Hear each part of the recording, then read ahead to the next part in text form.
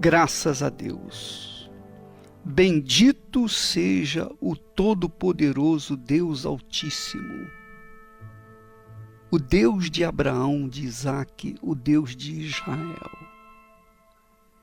que em o nome do Senhor Jesus Cristo veio a este mundo para resgatar os que nele creem, os que acreditam nele, os que depositam sua fé nele, os que se apoiam na sua palavra. Ó, meu Pai amado e querido, que essa criatura que me ouve neste momento, perdida no meio da miséria, da doença, na prisão, no hospital, numa clínica, ou mesmo sofrendo em sua própria casa, porque não tem hospital para ela, não tem ajuda, não tem ajuda de ninguém, ela está sozinha, está abandonada, literalmente abandonada. Mas não está abandonada por ti, meu Pai, porque eis que o Senhor usa os teus servos para chegar até ela, para lhe trazer a palavra de esperança. O Senhor disse: eu habito no alto e santo lugar, mas eu habito também com o abatido, o contrito, o afogado na lama do desespero.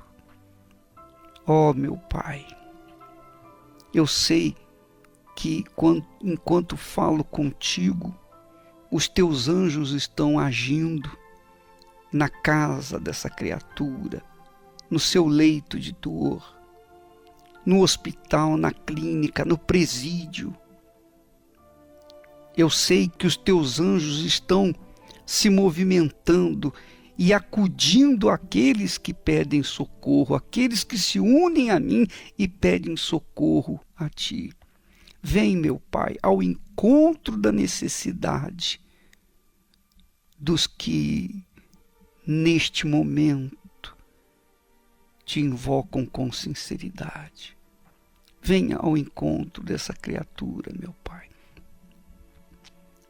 Venha operar dentro do seu interior e eliminar as suas dúvidas, os seus medos, os seus complexos. Venha eliminar os seus pensamentos malignos, os pensamentos de morte, os pensamentos de azar, os pensamentos deste mundo.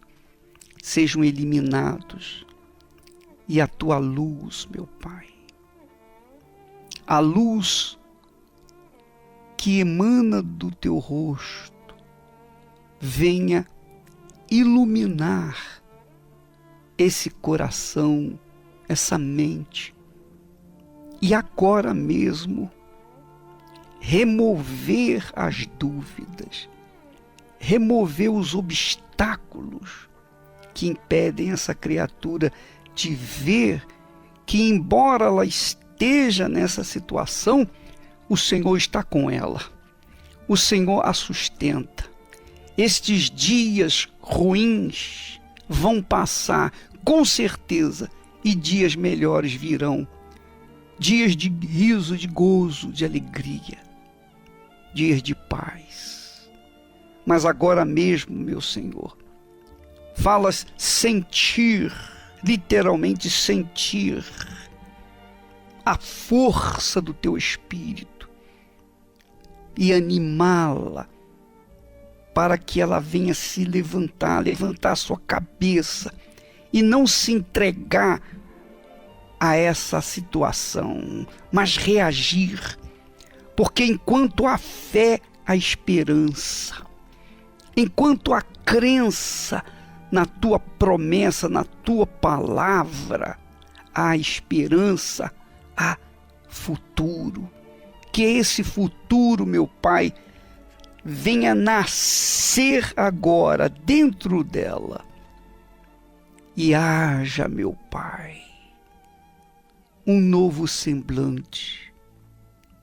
Haja paz. Haja paz. Receba paz, minha amiga e meu amigo ouvinte. Onde quer que você se encontre, receba paz. Ainda que ao seu redor haja guerra, mas dentro de você o Espírito do Deus Altíssimo traz paz. Mesmo estando aí na prisão, mesmo estando aí numa colônia de recuperação, em meio a tantas pessoas enfermas, oprimidas, mesmo que se encontre num verdadeiro conflito armado dentro da sua própria casa, receba paz. Feche os seus olhos, minha amiga, meu amigo, e beba da paz. Beba da paz que o Espírito do Deus Altíssimo te dá aí agora. Agora mesmo. É como ele mesmo disse: eu habito num alto e santo lugar, mas eu habito também com o abatido, para vivificá-lo, para salvá-lo, para resgatá-lo. Seja livre, seja livre, seja cheio de paz, de graça, em nome do Pai, do Filho e do Espírito Santo.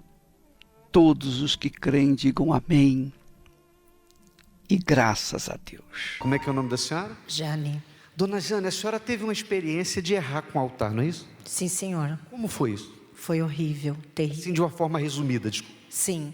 Quando eu, na igreja cheguei, eu tinha 3 tumores na cabeça, sem ter aonde morar, com 4 filhos pequenos, cada um num canto. Então, como eu não tinha condições nenhuma, fui desenganada. O médico falou que eu ia morrer. Eu fugi do hospital e ia me matar. Vou ver meus filhos e vou me suicidar. Não tem mais o que fazer, nem remédio dá jeito. Assim eu cheguei na igreja. Com o roupão do hospital, pastor e obreiros me orientaram. E ele falou para mim: crê que Deus pode mudar a tua história? Falei: eu não creio, mas eu não tenho mais o que fazer. Ele falou: tem 2 alternativas. Ou se lança no altar e Deus muda a tua história, ou então segue tua vontade, que é se suicidar. Falei: não, eu me lanço no altar. Se vai mudar. E assim eu fiz. E o resultado? O resultado que em pouco tempo fui curada dos 3 tumores, da depressão profunda. Deus nos deu uma empresa próspera, abençoada. Meus filhos todos na presença de Deus. A minha vida foi transbordante em alegria, felicidade. E aonde que houve o erro? O erro foi quando muito dinheiro, sem saber o que fazer com o dinheiro, deixei a malícia, os maus olhos entrar dentro de mim. As pessoas falavam: você não sai mais da igreja, tudo você dá para a igreja. Eu comecei a analisar aquilo dentro de mim e falei: é mesmo. Eu ia conseguir por mim só. Eu não precisava de igreja. Eu não precisava de altar. Comecei a pensar coisas terríveis. Desprezou o altar. Completamente. Resultado? Resultado disso que adquiri uma dívida acima de R$1 milhão, mais de 300 cheques devolvidos, novamente com depressão profunda, vários processos. Dizem os médicos câncer no estômago, por tomar antidepressivos e bebida alcoólica, enfim. Fui presa, ameaçada de morte por várias vezes. Meus filhos, prostituição, drogas, tráfico, enfim. Como é que mudou isso? Mudou quando eu, morando num chão, num armazém abandonado, chorando, pedindo comida para o cachorro, que na verdade era para mim, eu lembrei de que um dia Deus tinha feito na minha vida, somente por obediência à palavra no altar. E fazendo isso, pedi: Deus, eu quero uma chance, uma nova oportunidade.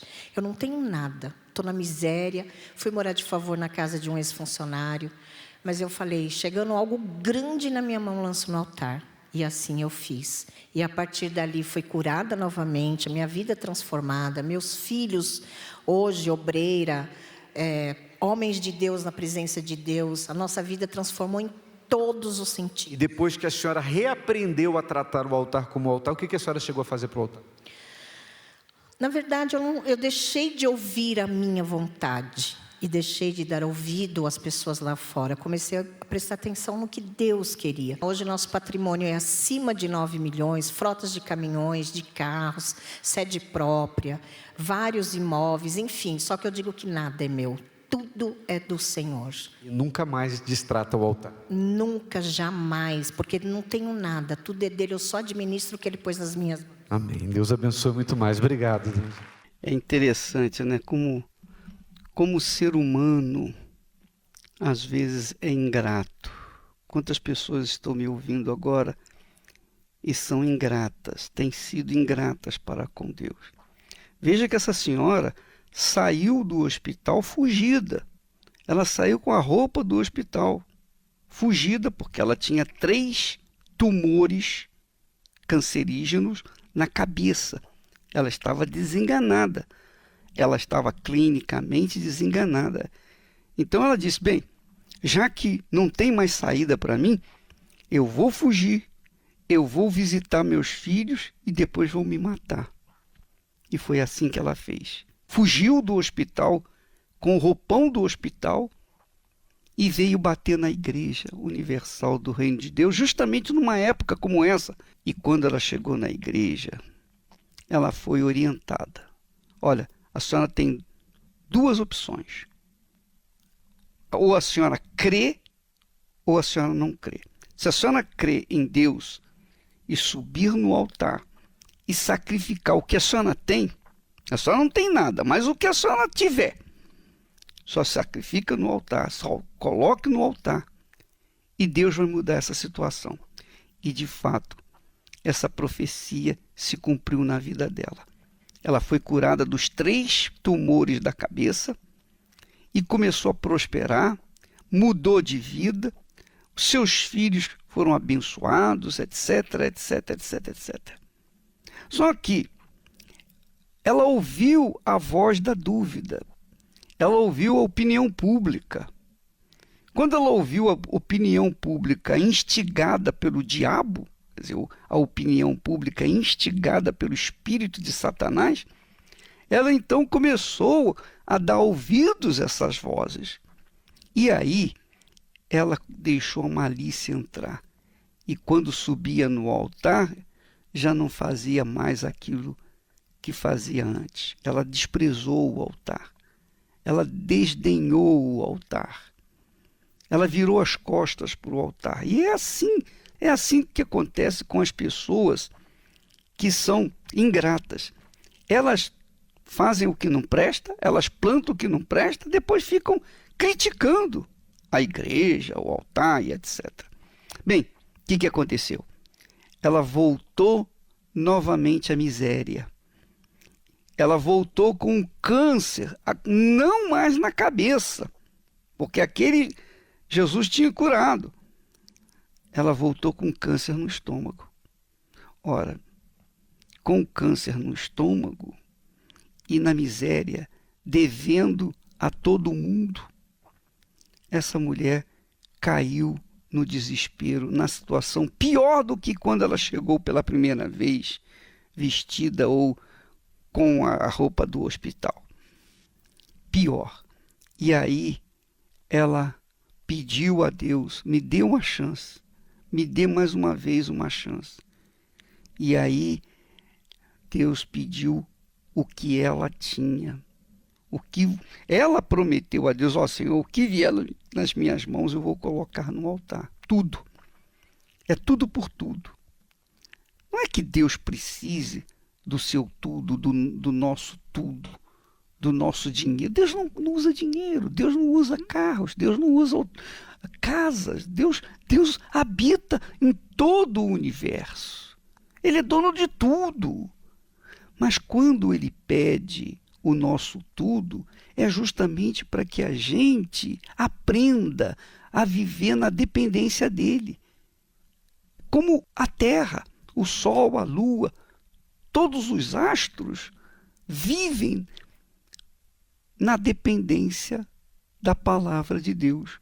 Deus enviou a sua palavra, criou todas as coisas, e todas as coisas, todos os astros celestiais pairam sobre o nada, quer dizer, pairam sobre a palavra de Deus. A harmonia, a paz, porque todos obedecem à palavra de Deus, à lei de Deus. Essa mulher pediu uma nova chance, Deus deu a chance, e aí voltou tudo o que ela tinha antes e muito mais. Quer dizer, hoje, para uma pessoa que vivia na miséria, devendo a todo mundo cheques sem fundo e outras coisas mais, foi presa e com câncer no estômago. Ela foi curada, sua vida restabelecida, seus filhos restaurados, resgatados, e a sua vida se tornou uma maravilha. Quer dizer, uma bênção completa, bênção financeira, bênção espiritual da sua libertação, bênção da saúde física, que ela ficou curada do câncer, sua família resgatada, restaurada, enfim, ela hoje está aí para gritar para os quatro ventos, para os quatro cantos da terra, dizendo o que Deus fez na vida dela. Você que me ouve agora, você está aí no presídio, ou você está num hospital, numa clínica, seja lá o que for. Você não pode chegar até nós, não é verdade? Você gostaria de chegar até nós e subir no altar e fazer o sacrifício. Mas quando a pessoa não pode ir até o altar vai até ela. Faça isso, minha amiga, meu amigo. Fale com Deus. Faça um voto com Deus aí onde você estiver. Faça um voto. Ó Deus, eu prometo isso, eu prometo aquilo. Se o Senhor me tirar dessa prisão, assim que eu sair, primeiro lugar que eu vou vai ser no altar da Universal. E você vai ver o que Deus vai fazer na sua vida. Faça um voto. Faça um voto. Faça um desafio com Deus. Você vai ver o que Ele vai fazer na sua vida. Ele vai te tirar. Ele vai te dar a oportunidade de você sair daí. Você então vai cumprir o seu voto com Ele no altar da Igreja Universal do Reino de Deus. E você vai ver o resultado da sua vida. Vamos ouvir mais um testemunho, por favor. Qual era a sua condição? A nossa condição era bem precária, bispo. Eu vim de uma origem muito humilde, mesmo de humilhação, morando em cortiço, com banheiro para 9 famílias e ainda despejada, carreguei mudança na cabeça aqui pelas ruas de São Paulo, casada, grávida, com vontade de comer bife, fui lá na Praça da Sé vender minha correntinha, e vim ainda contente da vida, porque eu tinha dinheiro para descer do ônibus no caminho e comprar 1 quilo de bife para comer. Por quê? O senhor estava desempregado? Ou o dinheiro que ganhava não dava? Como é que era? Não, pelo contrário, pessoal. A gente trabalhava, e eu trabalhava bastante. Sempre fui uma pessoa esforçada, trabalhava, mas só que o que a gente ganhava, praticamente, a gente era no aluguel e no básico que a gente comprava, né? Que a gente sobrevivia, né? Foi nessas condições que chegaram? E começamos a agir nossa fé, a praticar o que nos foi oferecido, isso que transformou a nossa vida. Transformou como? Transformou para mim, principalmente, porque nessa época eu estava tendo depressão, síndrome do pânico, afastada do trabalho. Eu era uma pessoa que todo dia meu marido me levava no pronto-socorro à noite, porque eu achava que estava morrendo. Os médicos já falavam para mim quando eu chegava: vai para casa, dona, toma um copo de leite, porque toda noite meu marido não tinha vontade nem de voltar para casa, porque sabia que era chegar em casa, pegar eu e levar para o pronto-socorro. Então, essa é a nossa vida, bispo. Foi assim durante quanto tempo? Foi assim durante alguns anos, né, bispo? Nessa situação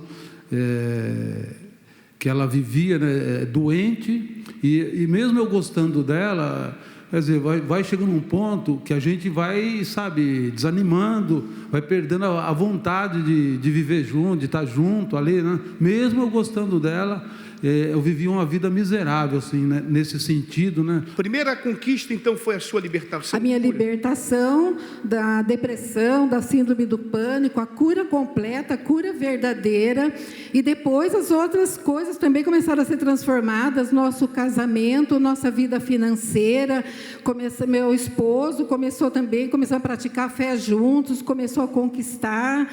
Conquistamos casa, conquistou a empresa dele. Hoje ele está com 2 prédios da empresa, abriu a 3ª empresa. Estamos morando num condomínio fechado, entre outros imóveis. Então, para quem morava no cortiço... Quem morava no cortiço de aluguel, hoje tem vários imóveis. Vários imóveis, bispo. Tem automóveis? Tenho, acabei de comprar uma Hilux 0, graças a Deus, esses dias. Tem imóveis, tem automóveis. Sim. Ela hoje é a mesma mulher? Não, pelo contrário, hoje é uma mulher totalmente transformada, que o meu prazer é estar do lado dela. Termina meu trabalho, a minha alegria é voltar para casa, estar junto com a minha esposa. Eu lembro que, sabe, dentro de mim mudou, porque eu já fui diferente. Eu já sabia que o caminho era aquele, porque a minha esposa, eu já vi o resultado na cura da minha esposa, e eu estava diferente já estava me sentindo já fortalecido, confiante, né? Cada vez olhando com mais bons olhos para o altar. Quer dizer, hoje eu sei que o altar, a minha vida está no altar, eu sei que hoje o meu resultado está no altar. O senhor tem o Espírito de Deus? Sim, senhor, meu maior tesouro é a presença de Deus. A senhora tem o Espírito de Deus? Tenho o incomparável bem que eu recebi, que é o Espírito Santo, o bem maior. Hoje a vida de vocês é completa? Está completa, bispo. Financeiro, familiar, sentimental. Familiar, sentimental. Foi aqui que nós encontramos essa transformação.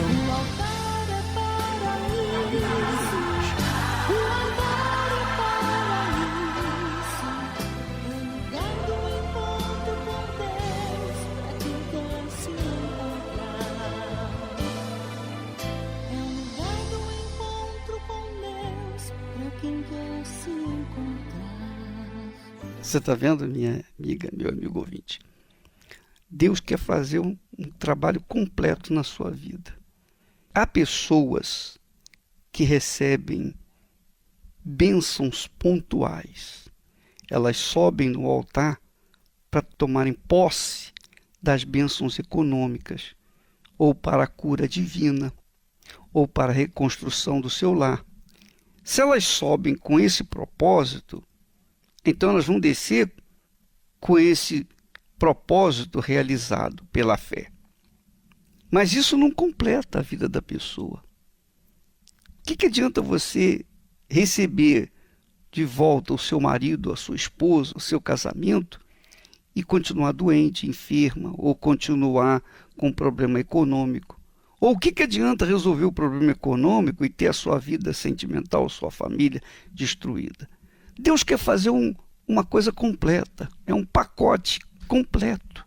Jesus disse: eu vim trazer vida e vida com abundância. Então a vida com abundância, eu creio que a vida com abundância diz respeito ao corpo, à alma e ao espírito. Diz respeito à saúde física, à saúde espiritual, a pessoa ser cheia do Espírito Santo, diz respeito à família, o lar, os filhos, diz respeito à vida econômica, tudo. Então, o trabalho é completo. Deus não faz um trabalho pela metade. Ou é tudo ou nada. Mas também, quando a pessoa vai para o altar, é para o tudo ou nada. É tudo ou nada.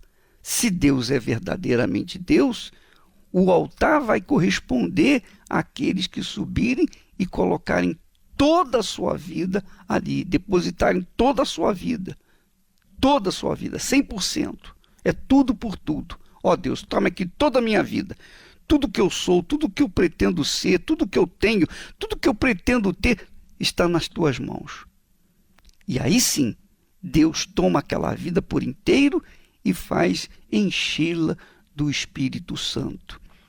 Porque foi essa promessa que Jesus deixou para nós. Ele afirma que Deus não nos dá o Espírito Santo por medida. Quer dizer, ele não dá um pouquinho do Espírito Santo. Ele não dá 80% do Espírito Santo. É 100%. quer dizer a totalidade, a plenitude de Deus dentro de você. Deus quer fazer morada dentro de você. Toda a plenitude de Deus, toda a grandeza de Deus dentro de você. Mas você diria assim, puxa, bispo, mas isso é muita coisa para mim. Isso é demais. É quase que impossível acreditar nisso, mas essa é a realidade. Essa é a promessa de Deus. Essa é a promessa de Deus. Ele quer enchê-lo do Espírito Santo. Foi o que aconteceu comigo. Então você pensa que todo o trabalho da Igreja Universal do Reino de Deus deve-se a uma inteligência pessoal, uma sabedoria minha, uma capacidade? Nada disso. É o Espírito Santo quem tem feito essa obra através de mim e dos meus auxiliares, dos meus colegas. Então é Ele que faz a obra. É Ele quem faz em nós, tanto querer como realizar.